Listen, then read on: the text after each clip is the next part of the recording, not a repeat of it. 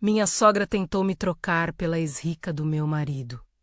Ela não sabia que a fortuna era só minha. A frase caiu na sala como se alguém tivesse aberto uma janela em noite de tempestade, um sopro frio que varreu fotos. Certezas e a ideia que Miriam tinha de família. No chão, ao lado do sapatinho branco que ela guardara como amuleto desde o exame positivo, havia um bilhete dobrado.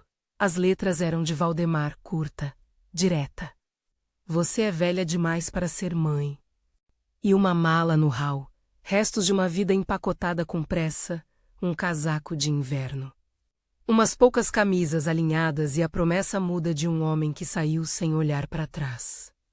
Miriam segurou o sapatinho entre os dedos e sentiu o peso de 48 anos e de uma notícia que deveria ter acendido festa. O teste virou um anúncio que quebrou todas as estruturas. Durante 25 anos ela dividira a rotina, contas, plantões e sonhos com um homem que acreditou ser companheiro.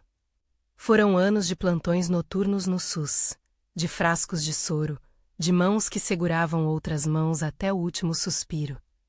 Se havia um lugar onde ela se sentia inteira, era ali, ao lado de um leito, com luvas e fé no cuidado.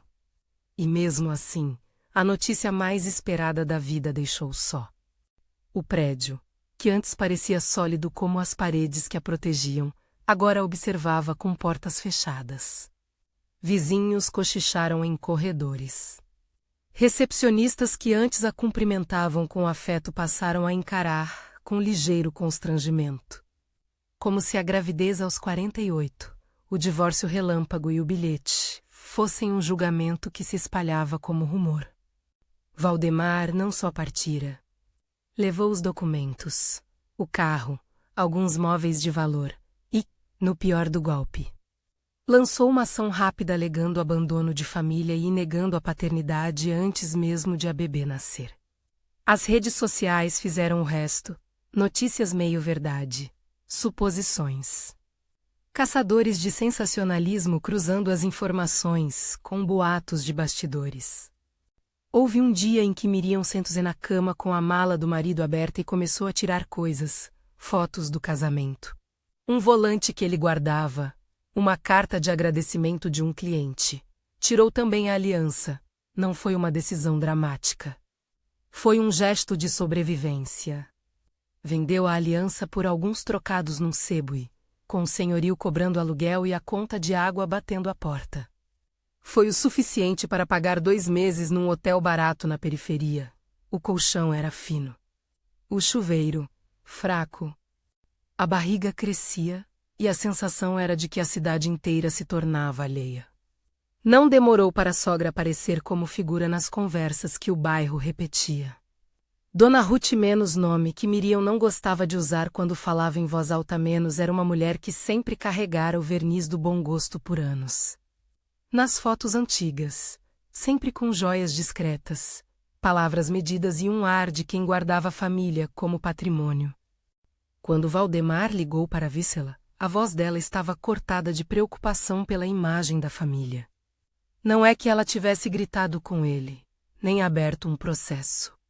Ela, com a calma de quem decide destinos com toalhas passadas, começou a sugerir soluções. Um apartamento menor para Miriam, uma intérprete social para o bairro, alguém que amenizasse o escândalo. E um nome surgiu nos recados que Miriam ouviu por acaso: Helena. Helena era a ex-rica no título dos cochichos, uma mulher de passado confortável. Laços em casas bem postas, uma imagem que combinava com festas, jantares, redes sociais. Valdemar se aproximara dela enquanto o casamento de Miriam emperrava nas tentativas de gravidez. A relação com Helena fora um capítulo antigo, que agora, com o anúncio da gravidez tardia, voltou a ser arma de barganha. A sogra sugeria, em voz baixa, que Valdemar voltasse a compor uma imagem adequada ao lar. As pessoas perdoam mais um recomeço com quem mantém a linha, disse Dona Ruth a uma parente em café. Sem saber que Miriam estava na mesa ao lado, escutando a afiada gentileza que rasgava seu peito. Miriam não era ingênua, sabia que relações mudavam, que homens fugiam quando o medo entrava pela porta. Mas a combinação da indiferença de Valdemar com o pragmatismo frio de sua mãe doeu de uma maneira que nenhuma ratarse de plantão poderia sarar. Ela era enfermeira. Sabia, por profissão, que o abandono também tinha rostos médicos.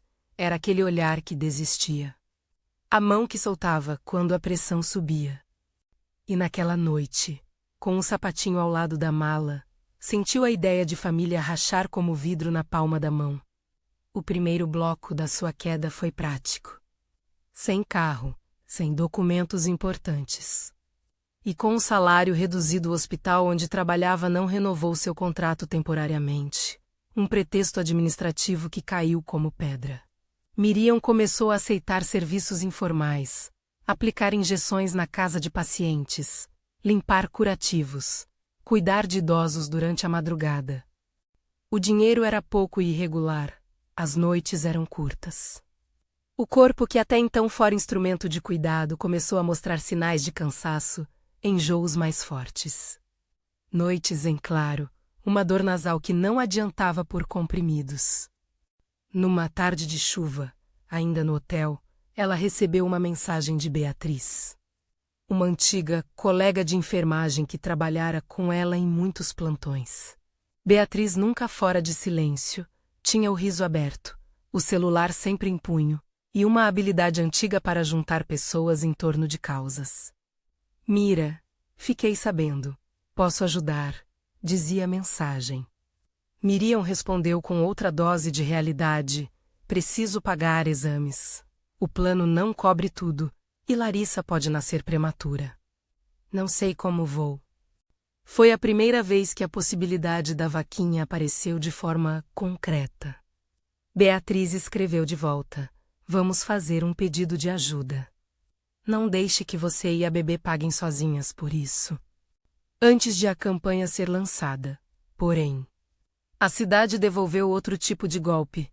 Uma reportagem ensinou que Miriam havia se aproveitado da profissão para ganhar benefícios por manipulação, sem provar nada. A manchete sugeria. A câmera quis boicotar e alguns colegas evitaram olhar.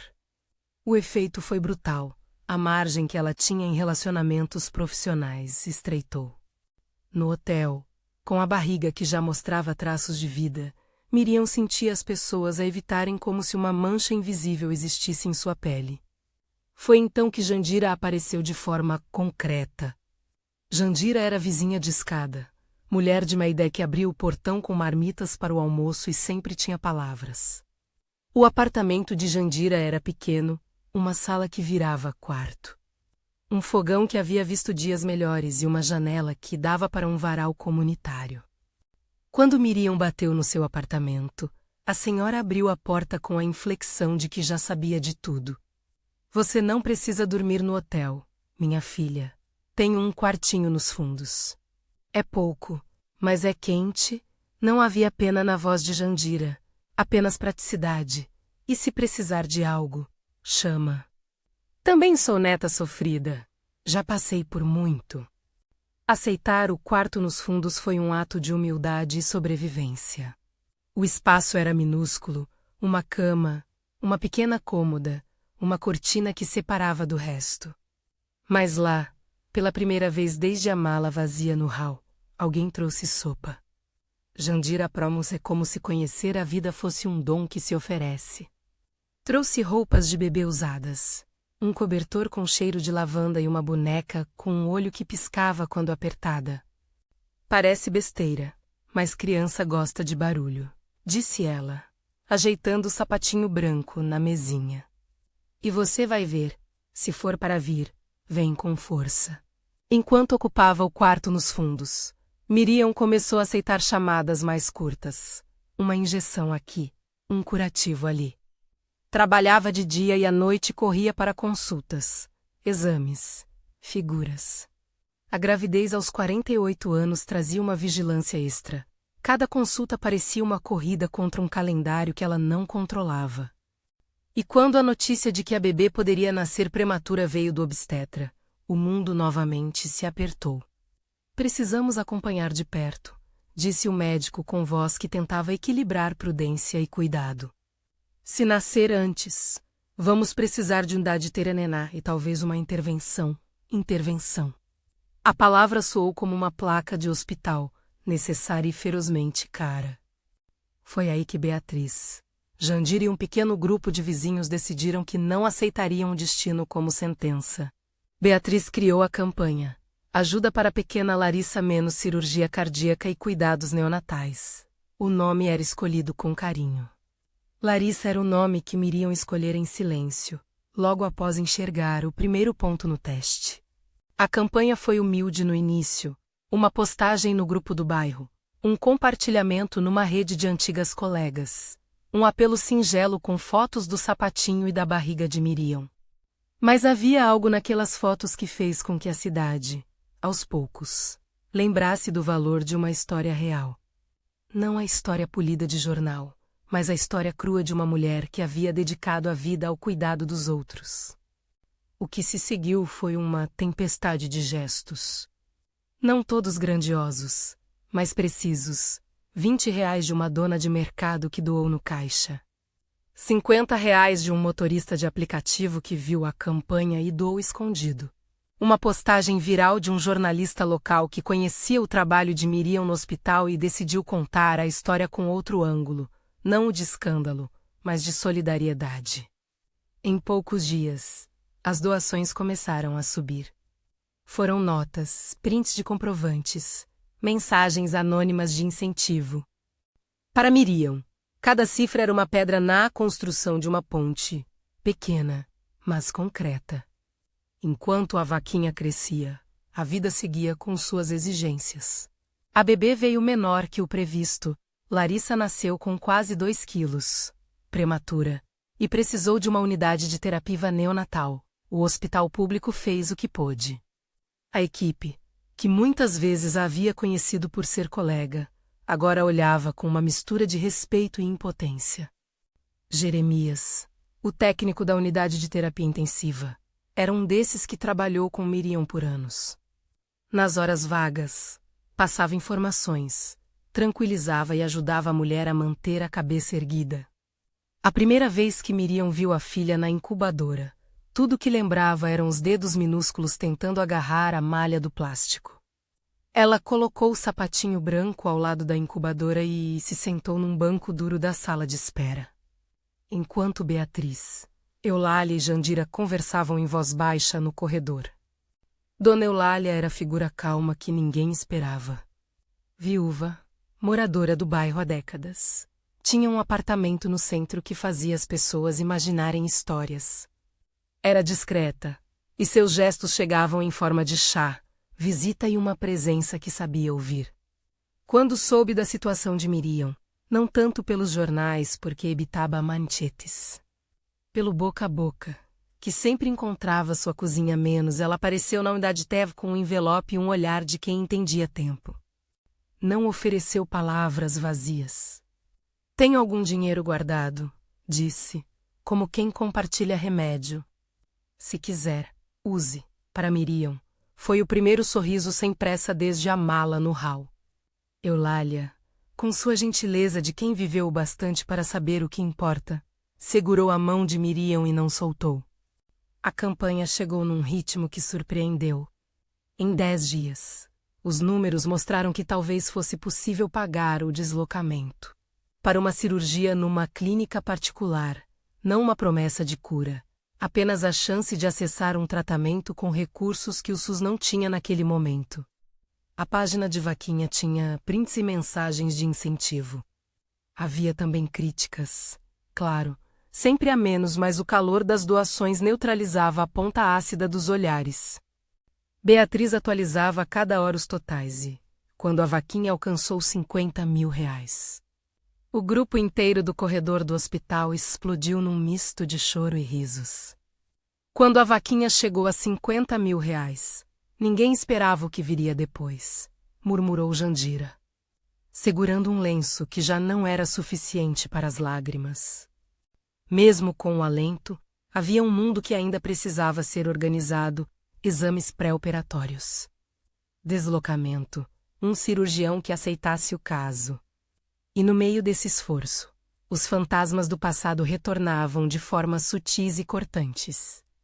A sogra, Dona Ruth, agora aparecia em eventos sociais acompanhando Valdemar, cada vez mais presente nas fotos que circulavam nas redes. Em uma dessas postagens, Valdemar e Helena sorriam ao lado de uma taça de vinho caríssima, e Dona Ruth, com o mesmo sorriso ensaiado. Estava ali, o tipo de imagem que parecia dizer: a família tem limites, e a dignidade pública deve ser preservada. Havia uma mensagem implícita e cruel. Miriam estava fora daquele quadro. Quando Beatriz mostrou a foto para Miriam, o silêncio que se seguiu foi mais pesado que qualquer palavra. Miriam não se fechou em rancor. O que a consumia era outra coisa, a pergunta sobre o que leva alguém a preferir imagem à pessoa, status à autenticidade. Havia, sim, uma pontada de raiva, mas também uma decisão prática, forjada nos corredores de hospital. Ela precisava salvar a filha. O resto era consequência. Assim, entre consultas, Miriam começou a articular o que chamava de plano de reconstrução, manter a calma, garantir os laudos, entregar documentos e, se possível, manter a dignidade. Não vou fazer parte de espetáculo, disse a Jandira numa noite em que as duas contavam o dinheiro ao redor da mesa. Mas vou lutar por quem está aqui comigo. E foi nessa ponte entre o cuidado e a necessidade que as pequenas armas de Miriam surgiram. Ligação para um advogado recomendado por um primo distante. Consultas com um cardiologista pediátrico que aceitou analisar o caso, e a burocracia lenta que, aos poucos, abriu uma fresta. Havia também a decisão difícil de aceitar a ajuda de estranhos, de abrir o coração para doações, de expor a vida num ato de humildade pública. Mas cada história que chegava na caixa de mensagens, minha mãe passou por isso. Doei um pouco. Acho lindo o que você faz. Era um tijolo a mais na ponte. Num dia que lembrava a chuva, quando a unidade de terapia cheirava a antisséptico e café frio. A coordenação do hospital ligou para Miriam. Havia uma vaga numa clínica parceira numa capital vizinha. Um médico que aceitava operar com condições favoráveis mediante transferência. Beatriz foi quem recebeu a ligação e, com a voz que tremia de alegria, disse: eles querem marcar. Precisamos confirmar a transferência e os exames. Miriam ouviu as palavras como quem recebe notícia de navio no alto mar. Havia esperança, mas a travessia ainda precisava de uma balsa. Confirmem a transferência, respondeu ela, com a calma aprendida em tantas emergências. E me avisem o horário. Antes que os atos decisivos se sucedessem, porém, veio o cheiro azedo do mundo que não esquece. Certa manhã, enquanto visitava a filha na incubadora, Miriam viu uma sombra no corredor. Dona Ruth havia ido ao hospital, acompanhada por uma enfermeira privada e um gastas discreto. A presença da sogra ali, num corredor de unidade de terapia neonatal, ultrapassou toda etiqueta. Dona Ruth caminhou até a porta da incubadora e olhou de forma calculada. Havia 1000 coisas por trás daquele olhar, compaixão. Talvez. Mas também aquela velha fera do status, que calcula a presença por conveniência. Miriam sentiu vontade de confrontar, mas não era o momento. Larissa precisava de oxigênio, de calma, de mãos que trabalhassem. Dona Ruth, sem disfarçar a intenção, fez comentários de cidade alta para os que ouviam. É uma pena toda essa situação. Mas a vida segue. O importante é que o nome da família seja preservado, palavras que caíam como lâminas. Não houve ataque verbal ali, apenas uma manobra pública. Plantar a ideia de que a solução social seria marginalizar Miriam e, se possível, reintroduzir uma figura agradável ao olhar público, alguém como Helena, que já surgia nos posts da família. Em outras palavras, a oferta de troca havia sido lançada como uma solução cosmética antes mesmo da cura ser buscada. A sogra tentava rearranjar alianças públicas. E o discurso era simples: substituir o que atrapalha por algo que acalenta a vista do bairro. Miriam percebeu a tentativa como quem recebe uma maré fria. Não era surpresa que alguém pensasse em trocar. A cidade inteira trocava o que não convinha. Mas o que mais renovava sua força era o fato de que agora havia uma rede. Pessoas, muitas delas anônimas, tinham decidido que sua dignidade era investível. A vaquinha, as doações, as mensagens, o advogado, todas essas pequenas asas se juntavam como se criassem algo que a sogra não conseguia subvencionar com riqueza. Um laço humano real, que não cabia em fotografias para perfis. Na noite antes da transferência, Miriam senta-se no parapeito da janela do quarto nos fundos. Olhou para o sapatinho branco, agora limpo e guardado numa caixa, e pensou em tudo, no plantão. Na mão que enfaixara e havia erguido. Na Jandira que a distraiu com histórias de família. Na Eulália que trouxe dinheiro e calmaria. Não desejava vingança. Desejava, com a clareza que só a dor dá, justiça prática, que a filha tivesse a oportunidade de viver sem faltar cuidados. E no fundo da noite, quando o silêncio chegava com um som distante de ônibus, Miriam imaginou um futuro que começava ali. Não necessariamente bonito, mas possível. E ali, entre a respiração lenta do prédio e o bater da chuva, o telefone tocou. Do outro lado, a voz firme de Beatriz. Conseguimos a vaga. Pela manhã vamos com uma ambulância equipada. O cirurgião disse que aceita o caso. Precisamos só confirmar os exames e documentação. Miriam sentiu as pernas cederem de alívio.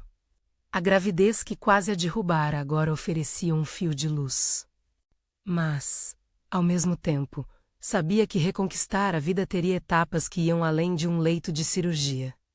Haveria perguntas sobre futuro, sobre como se colocar diante de quem a deixara. Sobre o lugar de Valdemar e da sogra naquela história que, aos poucos, não pertencia mais a eles. Haveria também o custo de tudo, nem todas as dívidas eram mensuráveis em reais. Os julgamentos da cidade, as noites em claro, e a ferida de saber que alguém preferira uma imagem a uma vida. Na manhã seguinte, enquanto a ambulância estacionava na rampa do hospital, Miriam segurou a mão de Larissa através do vidro da incubadora. As luzes piscavam, médicos verificavam documentos, e a sogra, distante, observava a cena como se avaliando um espetáculo que poderia ser moldado a seu favor. Ninguém, ainda, sabia que aquela história tomaria outro rumo, um rumo em que as decisões de uma idosa chamada Eulália, um advogado paciente e uma comunidade generosa se juntariam para mudar a narrativa. Mas naquele instante, com o coração batendo forte dentro do peito e fora dele, Miriam sentiu apenas medo e uma liberdade nova, a de lutar com todas as suas possibilidades. Se essa história está chegando até você com algum peso no peito, compartilhe com quem precisa saber que solidariedade existe. A ambulância sumiu pela rua molhada e, com ela, ficou a sensação de que algo havia sido arrancado do peito de Miriam e, ao mesmo tempo, um fio tênue e firme que a puxava para frente. Naquele dia, enquanto a equipe colocava Larissa na sala de cirurgia, Miriam se agarrou a pequenos sinais, os prints da vaquinha no celular. As mensagens de apoio que ficavam nas notificações, o envelope de Eulália com uma carta que dizia apenas confie. Eram pedras miúdas, mas eram caminhos. A operação correu dentro do esperado, não sem tensão, sem horas de espera que poderiam ter sido páginas de um livro de aflição. Quando o cirurgião saiu do centro cirúrgico e inclinou a cabeça num gesto curto, Miriam sentiu o corpo dobrar e, por um segundo, uma gratidão que quase não cabia em palavras. Larissa sobreviveu, não foi um conto de heroísmo místico. Foi um esforço coletivo de pessoas que decidiram acreditar. E isso bastou para arrancar o primeiro fio do novelo que se chamava reconstrução. Os meses seguintes foram uma lição em coisas pequenas. Havia fisioterapia, havia consultas semanais. Havia o sono interrompido e o aprendizado de como segurar uma bebê frágil com mãos que agora tremiam de cansaço e de amor. Havia também a conversa com um advogado que Beatriz conseguira abrir por uma ponte de conhecidos. Temos algo a favor, disse o homem, com papéis organizados e a linguagem comedida de sua profissão. Dona Eulália deixou um testamento público, registrado em cartório. Ela mencionou o nome de Miriam como herdeira da aplicação financeira e do apartamento do centro. Miriam olhou para as folhas como se fossem mapas de um território desconhecido e depois pensou no chá de Eulália.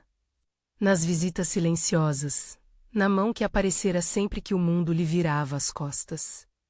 A transferência dos valores e a regularização do imóvel levaram tempo. Havia cartórios, certidões, uma avaliação do apartamento, um pouco de burocracia que reduzia a euforia a passos firmes e, muitas vezes, tediosos. Miriam exigiu prudência. Não quis dinheiro sem propósito. Não quis espetáculo. Ao invés disso, propôs um projeto, abrir um serviço que conectasse o cuidado que sempre conhecera com as necessidades do bairro menos cuidados domiciliares. Atendimento para bebês de alto risco, suporte às mães que, como ela, precisavam de uma rede. A proposta soou óbvia para quem a conhecia, e ousada para quem a via apenas nas fotos de antes. Chamou de Clínica Eulália, por gratidão e por desejo de que o gesto de uma vida discreta se convertesse em acesso real. A primeira etapa foi a venda do apartamento herdado, valorizado pelo local e pelas memórias que haviam sido poupadas. Virou capital inicial, quando Miriam tomou a decisão acertada de não habitar a antiga riqueza. Em seguida vieram pequenos contratos, equipamentos essenciais, reformas feitas por pedreiros que conheciam sua história e aceitaram receber em 2 parcelas. Compraram uma maca dobrável, um nebulizador, um monitor portátil, cadeiras de rodas para empréstimo. Contrataram uma auxiliar administrativa, uma fisioterapeuta e mais 2 auxiliares de enfermagem menos muitas vindas do mesmo grupo de mulheres que apoiaram a campanha. Foi uma equipe montada a partir de confiança e necessidade. Não de títulos. A inauguração da Clínica Eulália foi simples. Uma fita cortada por Eulália menos que. Apesar da idade, foi buscar pessoalmente a felicidade de ver sua vontade convertida em cuidado. Um café modesto e pessoas do bairro que, por anos, tinham esperado por algo assim. Havia também representantes do SUS com quem Miriam conversou para formalizar parcerias e convênios pontuais. Não se prometeu milagres. Prometeu-se acolhimento, atenção e continuidade. Esse posicionamento prático atraiu respeito e, aos poucos, pacientes. Enquanto a clínica ganhava forma, a vida doméstica foi encontrando novos contornos. Jandira continuava com suas sopas e histórias. Beatriz assumiu a gerência das redes sociais e fez o trabalho de transformar casos difíceis em campanhas de conscientização. Eulália passava tardes ajudando no setor administrativo, com sua caligrafia precisa e uma capacidade rara de lembrar nomes. Essas pequenas cenas, um café partilhado, um boleto pago, uma criança acompanhada por profissionais, tornaram-se sinais de que a reconstrução não precisava de grande exposição para ser verdadeira. Com o tempo, Larissa cresceu. Primeiro foi voltar a casa, com o pulso mais forte, os olhos comunicativos e o choro que, durante meses, foi doutrina de esperança nos corredores do hospital. Depois veio o primeiro sorriso que não precisava ser estimulado. Por fim, vieram os passos. A menina que segurara o sapatinho branco começou a guardar seus brinquedos e a observar com curiosidade a clínica que a mãe construíra. Aos poucos, nas visitas de rotina, Miriam deixou que ela observasse os equipamentos. Que apertasse a mão de enfermeiros e aprendesse que cuidado é trabalho e também afeto. Não havia pressa. Havia, sim, um desejo quase educado de ver Larissa conhecer o mundo sem medo. Anos se passaram. A Clínica Eulália cresceu com a lentidão e a solidez de quem planta árvores para bancar o futuro. Vieram contratos com lares de idosos, convênios com pequenas prefeituras de cidades vizinhas, cursos de capacitação para cuidadoras e uma van adaptada que levava a equipe até domicílios distantes. Nas paredes internas, 3 quadros lembravam sempre de onde viera a força: uma foto de Eulália sorrindo, uma imagem do sapatinho branco emoldurada e um mural com recados de pacientes que, ao longo do tempo, contaram como o atendimento havia mudado suas vidas. A clínica empregava mães, mulheres que, de outro modo, teriam poucas opções. Eram microeconomias que cresciam discretas, mas reais. O retorno financeiro não veio em chuva de luxo. Veio em salário digno, em contas pagas com tranquilidade e em uma reserva que permitia investimentos para equipamentos. Miriam manteve sempre a postura ética que imprimiu na inauguração, não queria que sua trajetória virasse um espetáculo de comparação com quem a havia abandonado. Era possível viver de forma confortável e ainda assim conservar mão estendida para quem precisava. Era essa riqueza que importava. E foi justamente quando as coisas começaram a se equilibrar que Valdemar reapareceu, não com passos firmes e imagens nas redes, mas debilitado, fragilizado, num envelope de doença que não se encaixava em sua conta antiga de orgulho. O mundo havia sido generoso com ironias. O homem que saíra com malas e bilhetes voltou com consulta marcada por um cardiologista. E uma pressão que não respeitava relações passadas. Quem telefonou para a clínica foi uma pessoa da casa dele, Carina, jovem que vivera com Valdemar nos últimos tempos e que agora agitava-se entre medo e pragmatismo. Ela explicou, com voz que tremia entre o controle e a aflição, que Valdemar fora internado depois de um episódio de arritmia. Que a família precisava de um serviço domiciliar para quando ele saísse do hospital. Que a imagem do bom cuidado era, para a família, quase uma moeda pública. Foi nesse ponto que a tentativa de troca, tão anunciada nos cochichos do bairro anos antes, voltou a ganhar forma. Agora com uma sutileza que cheirava a cálculo. Dona Ruth apareceu mais ativa que antes, envolvida em reuniões com advogados de imagem, buscando cartazes de eventos sociais e conversando com conhecidos sobre o que seria melhor para a família, caso Valdemar regressasse. A sugestão, sutil e direta ao mesmo tempo, era que alguém como Helena Menos, a mulher do passado com pele de festa e vestidos bem cortados, reaparecesse em fotos e eventos para restaurar o que fora perdido. Carina, nervosa, deixou escapar: minha sogra acha que a aparência vale mais que tudo. Se Helena aparecer ao lado dele, as portas se abrem de novo. As palavras caíram como gelo na sala da clínica, quando Miriam as ouviu durante uma ligação, que pedira para entender a situação de saúde do ex-marido. Dona Ruth, com sua maneira de reparar imagem como tecido, começou a estabelecer contatos. Seria bom uma enfermeira de confiança. Disse ela em reuniões de família que Miriam não ouviu com prazer, mas que a cidade vazava em rumores. A intenção estava colocada: que alguém do passado, socialmente aceitável, substituísse a figura que incomodava. Não era apenas desprezo por Miriam. Era tentativa de apropriar a narrativa pública. Só que havia uma diferença agora: a narrativa já não pertencia a ele sozinho.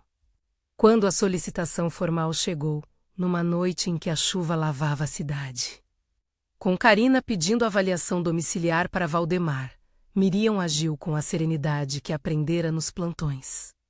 Enviou uma equipe para avaliação técnica, porque a ética era clara: se o paciente precisava de cuidados.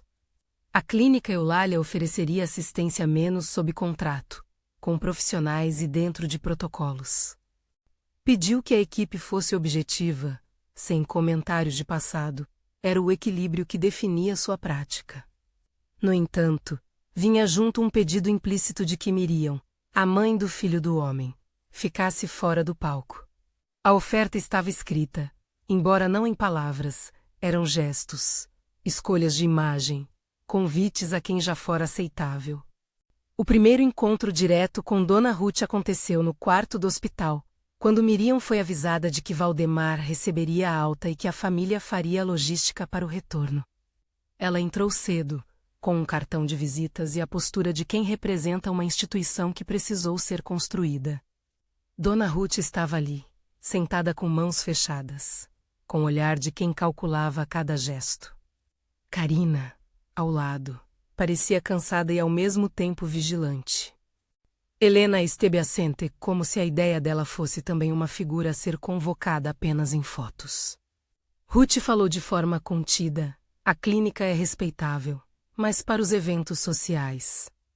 Há conveniências. Miriam sentiu no tom a intenção de pressa. Seria melhor que houvesse alguém que não trouxesse a história de vocês para as mesas. A proposta, tão sutil quanto direta, veio acompanhada de uma tentativa de desvalorizar.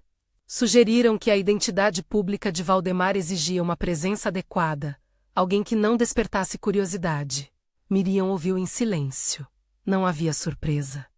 Havia, talvez, uma triste confirmação do que sempre soubera sobre preservação de aparências. Em vez de rebeldia, respondeu com pragmatismo, a clínica atende por contrato técnico. Se o Sr. Pacheco precisa de cuidados, nós podemos oferecer equipe e planejamento.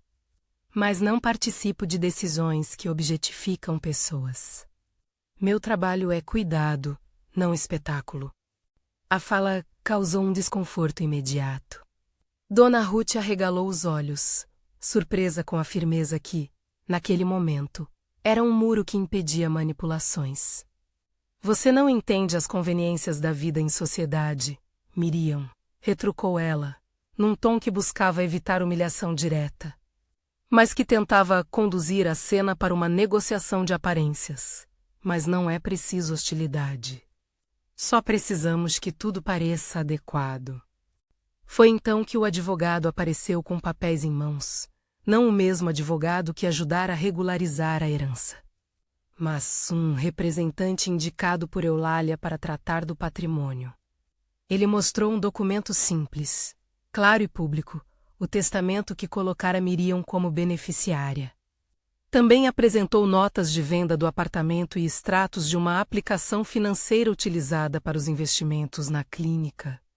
Os recursos utilizados para abrir a clínica Eulália são da própria senhora. Miriam, fruto de um testamento registrado, disse o advogado, com a calma de quem descreve um fato. A clínica é uma empresa privada controlada pela senhora Miriam, qualquer contrato de prestação de serviços será, portanto, firmado com ela ou com sua equipe técnica, na forma jurídica adequada. A revelação golpeou Dona Ruth de uma forma que as palavras não podiam traduzir completamente. O verniz das certezas sociais rachou. A peça de xadrez que ela julgava mover a seu favor escapava às suas mãos. Não se tratava de humildade ou orgulho.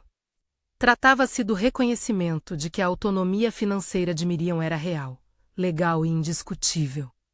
E não era uma fortuna de ostentação, era capital suficiente para manter serviços e dignidade. Diante disso, foi possível notar uma mudança. Dona Ruth tentou redesenhar a estratégia. Pediu que a discussão fosse posta em um registro técnico. Falou de procedimentos padrões. Carina, que assistira a tudo com uma mistura de alívio e desconcerto, pediu timidez. Não quero atritos, disse, como quem buscava paz. Mas havia também o lado humano de todos os envolvidos, Valdemar. Em sua fragilidade, não tinha total consciência da disputa que se formava ao redor dele.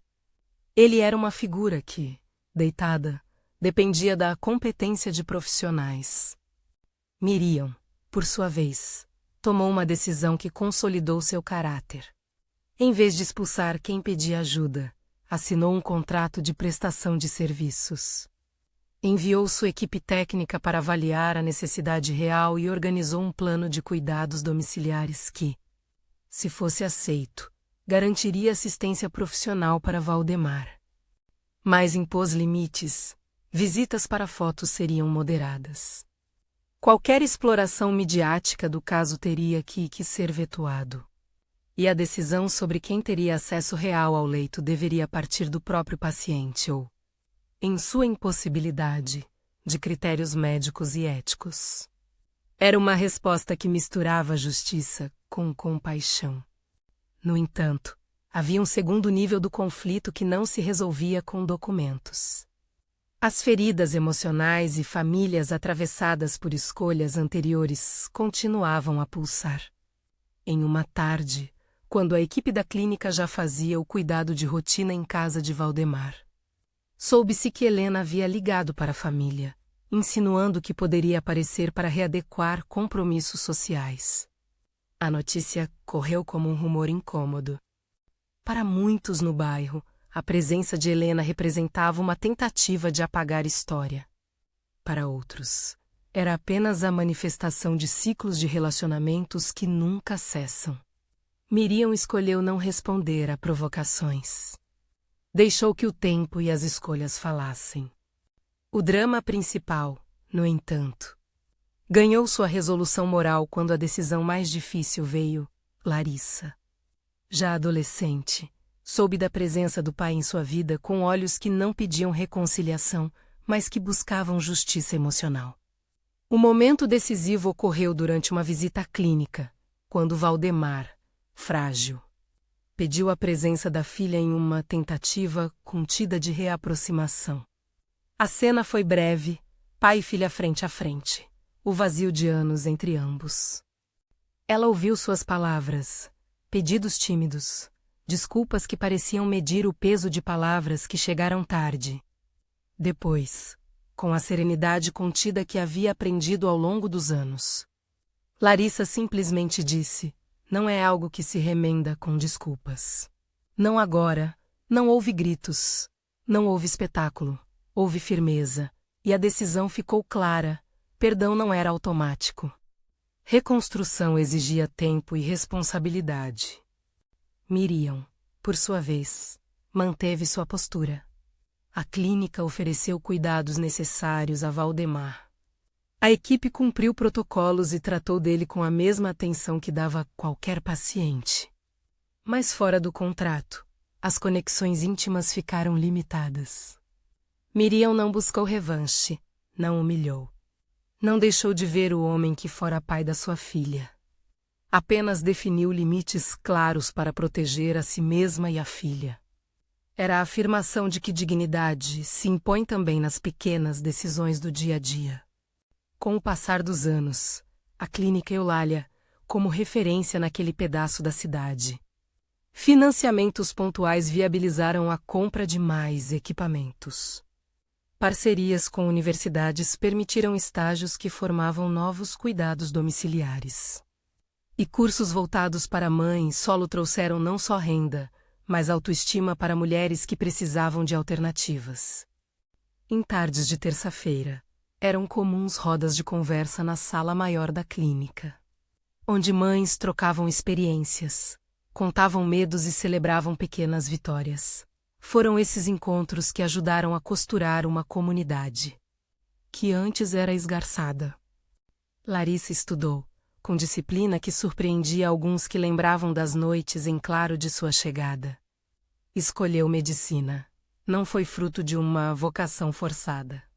Foi decisão tomada entre leituras, olhares e lembranças de quem a ajudara nos primeiros dias de vida. Fez residência em pediatria, percorreu plantões e, anos depois, ao lado da mãe, regressou à clínica para trabalhar com serviços de acompanhamento neonatal. Havia, ali, algo que fechava a narrativa. A criança que precisara de cuidados voltava para cuidar de outras crianças. A formatura de Larissa foi um dia de emoção simples, corte de beca. Aplausos contidos. Eulália que, com olhos umedecidos, repetia frases de alegria. E Jandira fazendo a festa com um bolo que, mesmo singelo, tinha sabor de conquista. No discurso improvisado, Miriam falou pouco. Preferiu olhar para a plateia e agradecer às pessoas que, em momentos de escuridão, acenderam luz. A cerimônia teve um tom de celebração comunitária, nada de ostentação. Havia, no final, algo que muitos comentaram em silêncio, a alegria que não precisava de testemunho externo para se sentir legítima. Quando o assunto do passado surgia entre pessoas em volta do café da clínica, ninguém mais perdia tempo com acusações estéreis. Valdemar embelecera. A imagem que a família tentou proteger já não tinha o mesmo valor. Dona Ruth, com seus dias menos rígidos, passou a frequentar as palestras sobre envelhecimento com humildade que surpreendeu. Não foi uma redenção cinematográfica, foi o reconhecimento lento de que a vida se compõe de limites e escolhas. Ela e Miriam trocaram olhares educados em festas comunitárias, e havia, às vezes, palavras breves. As duas mulheres nunca foram amigas íntimas, mas encontraram uma maneira de conviver sem violência verbal. Em contrapartida, a reputação de Miriam, construída com trabalho e verdade, falou mais alto do que qualquer imagem antiga. Havia famílias que preferiam a clínica pela sua seriedade. Havia relatos, nas redes e em bilhetes, de mães que conseguiram apoio financeiro e emocional para enfrentar partos de risco. Havia colaboradores que viam na iniciativa não só emprego, mas um projeto de vida. A riqueza que Eulália deixara foi transformada em acesso e solidariedade. No último episódio de Confronto Direto, quando Valdemar falhou na recuperação e chegou a necessitar de cuidados de longo prazo, uma nova cena se desenrolou. Dona Ruth, já menos convencida de jogadas sociais, ligou para Miriam pedindo que cuidasse de seu filho. Não por conveniência estética, mas por reconhecimento de competência. A conversa foi curta. Miriam novamente colocou limites. Cuidarei do Sr. Pacheco como cuido de todos os meus pacientes. Sob contrato, com equipe e acompanhamento médico. Fora isso, as questões de afeto e perdão são pessoais. Ruth entendeu. Não havia aplausos, apenas a aceitação prática. Houve críticas, claro, sempre haverá quem espere histórias de justiça rápida, mas a resposta maior veio de ações. A clínica lançou, com o apoio de outros parceiros, um programa de bolsas para mães solo estudarem enfermagem. Criou ainda um fundo de emergência para cobrir custos de transporte e medicamentos de crianças de famílias vulneráveis. Essas iniciativas não apagavam o passado, mas plantavam possibilidades para o futuro. Era a forma que Miriam encontrou de devolver ao bairro a mesma mão que lhe fora estendida. E, finalmente, o último grande gesto que consolidou a história foi uma escolha pessoal longa e pensada. Quando foi convidada por um repórter a falar sobre tudo o que havia acontecido menos abandono. Vaquinha, herança, clínica, retorno do ex-marido. Miriam aceitou, mas com regras claras, nada de sensacionalismo, nada de exploração da dor de ninguém. Ela falou do valor do cuidado e da comunidade. Falou de Eulália e das pequenas certezas que a sustentaram. Falou da filha e da necessidade de que a sociedade proteja as mães que trabalham. O texto saiu limpo, e a repercussão trouxe novos doadores e parceiros para a clínica, mas não teve nuances de revanche. O que o título da vida, que outrora anunciara uma tentativa de troca, tornou-se ao longo dos anos foi uma lição sobre quem realmente define família. Não foram as fotos ou as aparências. Foram os laços voluntários que resistem quando o resto desaba. Larissa, médica, passou a atender na mesma clínica onde aprendera a vida. Eulália, mesmo já idosa, continuou sendo presença fecunda. Jandira fazia sopa às quartas. Beatriz fazia com que histórias de cuidado chegassem ao público certo. E Miriam, entre agendas, plantões e gestões, manteve a própria dignidade como guia. Num fim de tarde em que a clínica fazia uma atividade de integração para novos contratados, Miriam recebeu uma mensagem curta. Seu pai ficou melhor. Era uma mensagem antiga, enviada por alguém que acompanhara a trajetória de seus pais.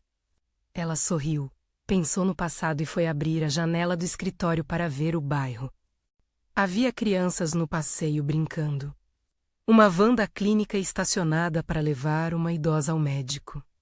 Mulheres discutindo sobre horários, nada glamouroso. Tudo verdadeiro. A história, quando contada em pedaços, poderia ser reduzida a manchetes fáceis: abandono, vaquinha, herança e revanche evitada. Mas em sua totalidade, era uma narrativa de escolhas e de reconstrução. A fortuna que a sogra imaginara controlar nunca foi um objeto de vaidade para Miriam. Foi um meio que ela transformou em algo socialmente útil. O que antes parecia querer trocar pessoas por imagem acabou por mostrar que não se troca dignidade por aparência. A verdadeira riqueza, aquela que provou seu valor, estava no respeito, no cuidado e na capacidade de oferecer oportunidades. Na formatura médica de Larissa, quando a mãe subiu ao palco para entregar um simbolismo discreto, um pequeno broche que fora doado por Eulália, a plateia aplaudiu sem exageros. Não era um triunfo contra ninguém. Era o reconhecimento de uma trajetória que conseguiu transformar dor em serviço. Depois do evento, ao lado da van da clínica que transportara a equipe, Miriam falou com algumas pessoas que se aproximaram. Ela não fez discursos longos. Sorriu, respondeu perguntas. Quando a noite caía, fez um gesto simples. Apontou para o mural da clínica onde estavam reunidas fotos de pacientes e voluntários. É isso, disse. Família é escolha. Se hoje você leu esta história e sentiu algo, talvez a coragem de quem enfrenta e a generosidade de quem ajuda, compartilhe com alguém que precisa ouvir que solidariedade existe. Apoie iniciativas locais que dão suporte à mãe solo. Abrace quem passa por dificuldades e lembre de que dignidade não se conquista com exposição, mas com trabalho e respeito.